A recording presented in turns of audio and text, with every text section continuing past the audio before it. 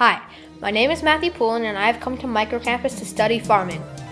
At first I had really general questions about farming, but as the process moved on, I started to have more focused in questions. Then at the end of this process, I had one thing that I wanted to focus on, and one question. The question that I had was, what would it take to grow rice for a whole season? Crop management. When to plant the rice. When planting rice, you have to know when to plant it. There are two different seasons in farming, the big spring and the small spring. In the big spring, there's great weather and you can grow mainly rice and a little bit of corn. In the small spring, the weather's not that great and you can grow wheat, barley, garlic, and broad beans. The big spring occurs from April to October. Where to plant the rice?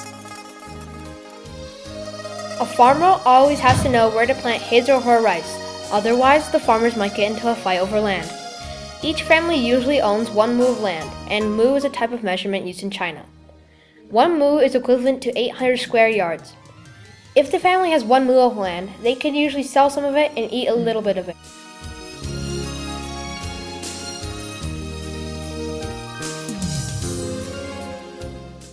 How much rice do you have to plant? When you're looking for how much rice to plant, you have to know how big your land is. Typically, each family has around 1 mu of land.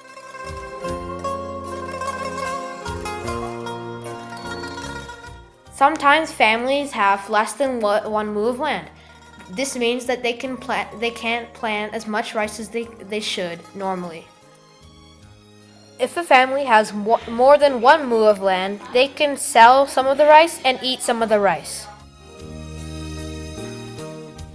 The planting. Planting. By the time I got to Shizhou, they have already started to harvest. This means that I don't have much information on planting. Some of the information that I got was that they started to plant in the small spring and that they planted garlic, wheat, barley, and broad beans. The last piece of information that I got was that they started to plant in May.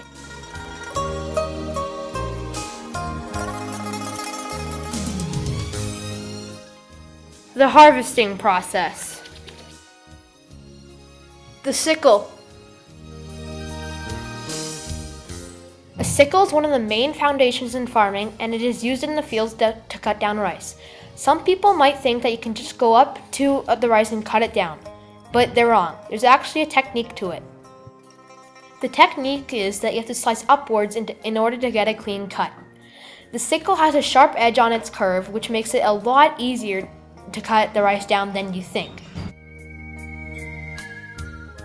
The thresher.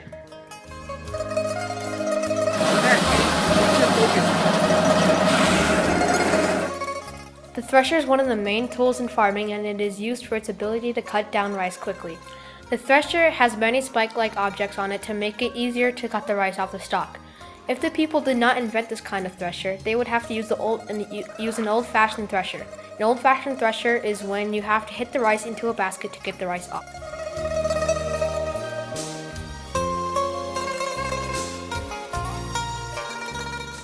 Daguji.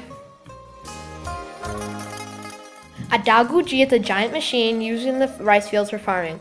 When using a daguji, it has to go through an entire process of steps. First, it goes through a set of blades that cut down the rice. Then it goes to another set of blades that separates the kernels of the rice from the stem. Then it goes to another side of the machine where a man will collect the kernels of rice in a bag and they will lay them down in the field. There's a technique to using a daguji. The technique is that you have to go around in squares because it's the most efficient way to get rice and it makes the field look nice.